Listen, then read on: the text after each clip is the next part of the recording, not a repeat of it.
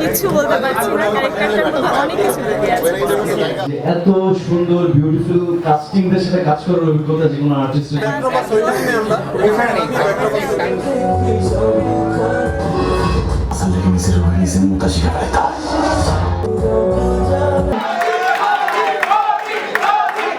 আমি পার্সোনালি আসলে অনেকদিন টাইম দিয়ে আসলে ফ্রেন্ডের সাথে ছিলাম, তো শুটিং করতে গিয়ে আসলে যে আসলে রাজভাই যে এত সুন্দর একটা বিউটিফুল কাস্ট রেডি করবে এটা নিয়ে আমার আইডিয়া ছিল না। সো আমি পুরো শুটিংটা আসলে এনজয় করেছি অনেক। সেদিন ভোর 4টায় উঠে আমরা শুটিংয়ের স্পটে যাই এবং সারাদিন শুটিং করি পুরোপুরি রাস্তায়। তারপরে যখন আমরা ফিরে এসেছি প্রত্যেকেই কিন্তু ক্লান্ত হয়ে ফিরেছি। তার মানে একটা ছবি করার জন্যে যে পরিশ্রম, যে মেধা এবং যে সততার দরকার হয়, আমরা প্রত্যেকটা অভিনেতা অভিনেত্রী চেষ্টা করেছি আমাদের সর্বোচ্চটা দেওয়ার।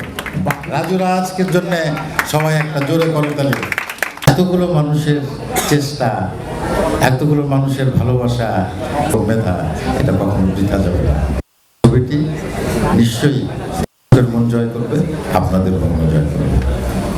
আমি আজকে প্রথম ট্রেলারটা দেখলাম, সব কিছু মিলে আমার খুব ভালো লাগতেছে যে আমি আসলে কিছু কিছু বিষয় নিয়ে একটু কনফিউশন ছিলাম। কিন্তু আরও অনেক সিনেমা আসতেছে আমরা জানি, তার মধ্যে ওমর মনে হয় আপনাদের মাধ্যমে আলোচিত হবে বলে মনে হচ্ছে আমার।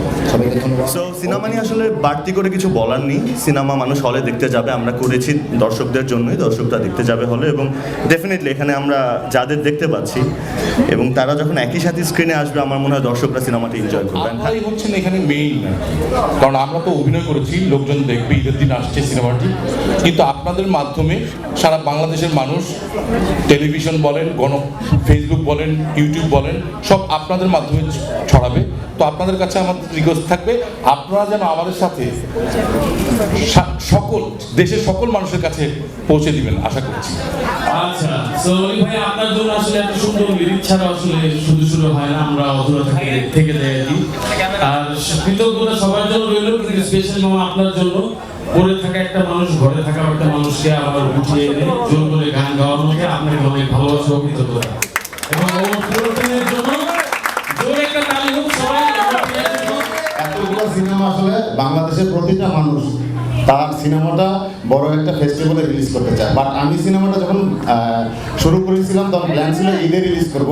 ঈদের জন্য সিনেমাটা বানানো ছিল আমার প্ল্যান, এবং আমার জানার মধ্যে রাজকুমার আর ওমর হচ্ছে ঈদের জন্য বানানো, বাকি সিনেমাগুলো ঈদের জন্য ছিল না। যেহেতু ওরা আসছে, ওদেরকেও শুভকামনা, সবাই সবার সিনেমা ঈদে চালাবে, সেখানে আমার নিজস্ব কোনো হাত নেই।